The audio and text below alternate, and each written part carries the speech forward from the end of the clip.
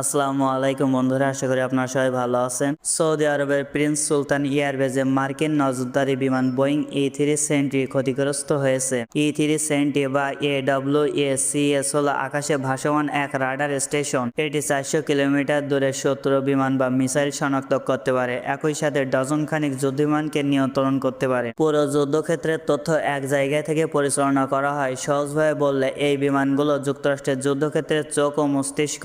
যে কোনো আধুনিক যুদ্ধক্ষেত্রে AWACS ছাড়া যুদ্ধ করা মানে অন্ধ হয়ে লড়াই করা। E3 থাকলে আগে থেকেই শত্রুর অবস্থান জানা যায়, মিসাইল আক্রমণ প্রতিহত করা সহজ হয়, যুদ্ধক্ষেত্রে জয় পাওয়ার সম্ভাবনা অনেক বেড়ে যায়। তাই এই বিমান ক্ষতিগ্রস্ত হওয়া মানে মার্কিন বাহিনীর কমান্ডো কন্ট্রোল ব্যবস্থা বড় ধরনের ধাক্কা। একটি বোয়িং E370 তৈরি করতে খরচ হয় প্রায় 270 মিলিয়ন থেকে 400 মিলিয়ন ডলারেরও বেশি, যা প্রায় বাংলাদেশি টাকায় 3000 কোটি টাকারও বেশি। শুধু দামই নয়, এটির ভিতরে থাকা প্রযুক্তি, রাডার, কন্ট্রোল সিস্টেম সব মিলে এটি একটি ফ্লাইং কমান্ড সেন্টার। যুক্তরাষ্ট্র এয়ারফোর্সের কাছে মোট প্রায় 30টির মতো এই বিমান রয়েছে, কিন্তু সব সময় সব বিমান ব্যবহারের উপযোগী থাকে না, অনেকগুলো মেইনটেনেন্সে থাকে। তাই একটি ক্ষতিগ্রস্ত হওয়াও বড় কৌশলগত ধাক্কা। এটি মার্কিন নজরদারি সক্ষমতার উপর সরাসরি আঘাত। আকাশে যুক্তরাষ্ট্রের আধিপত্য চ্যালেঞ্জের মুখে ইরান দেখিয়ে দিল তারা শুধু প্রতিরক্ষায় নয়, আক্রমণে সক্ষম। এটি একটি শক্তিশালী বার্তা, মার্কিন প্রযুক্তিও আর নিরাপদ নয়। জর্ডানে মার্কিন ঘাঁটিতে ইরানের হামলা, ড্রোন দিয়ে আঘাত করা হয়েছে। মধ্যপ্রাচ্যে আমেরিকার শক্তি হুমকিতে।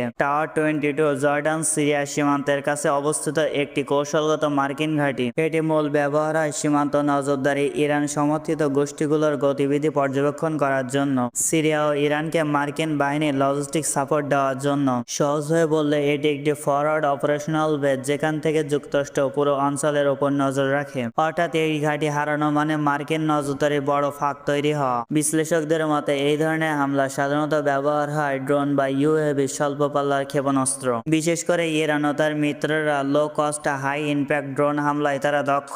উদাহরণ হিসেবে বলা যায় শাহেদ 136 ড্রোনগুলো রাডারে ধরা পড়া কঠিন, দীর্ঘ সময় আকাশে ঘুরতে পারে, টার্গেটে গিয়ে বিস্ফোরণ ঘটায়। তাই অনেক বিশ্লেষকই মনে করেন এই হামলায় ড্রোন ব্যবহারের সম্ভাবনাই বেশি। টাওয়ার 22 একটি সফট টার্গেট, এখানে বড় আকারে বিমান প্রতিরক্ষা থাকে না, কিন্তু এর কৌশলগত গুরুত্ব অনেক বেশি। তাই এখানে হামলা মানে কম খরচে বড় বার্তা দেওয়া, যুক্তরাষ্ট্রের সরাসরি চ্যালেঞ্জ করা, অঞ্চলে নিজেদের প্রভাব দেখানো। যদিও ক্ষতির পরিমাণ সবসময় প্রকাশ করা হয় না, তবুও সম্ভাবনা, নজরদারির সক্ষমতা কমে যাওয়া, সৈন্যদের নিরাপত্তা ঝুঁকিতে পড়া, মিত্র দেশগুলোর ওপর আতঙ্ক বৃদ্ধি পাওয়া। সবচেয়ে বড় কথা, মার্কিন ঘাঁটিও নিরাপদ নয়, সেই বার্তা ছড়িয়ে পড়েছে পুরো বিশ্বে। মধ্যপ্রাচ্যে উত্তেজনার নতুন মাত্রায়। এবার কুয়েতে অবস্থিত মার্কিন সামরিক শিবিরে হামলার খবরে, যেখানে আহত হয়েছে অন্তত 10 জন। কুয়েতে দীর্ঘদিন ধরে ইউনাইটেড স্টেট মিলিটারির জন্য গুরুত্বপূর্ণ সামরিক ঘাঁটি হিসেবে ব্যবহার হচ্ছে। মধ্যপ্রাচ্যে মার্কিন লজিস্টিক সাপোর্টের কেন্দ্র, ইরান ও সিরিয়ার অপারেশনাল পরিচালনার বেস, সৈন্য এবং অস্ত্র পরিবহনের প্রধান হাব। সহজভাবে বললে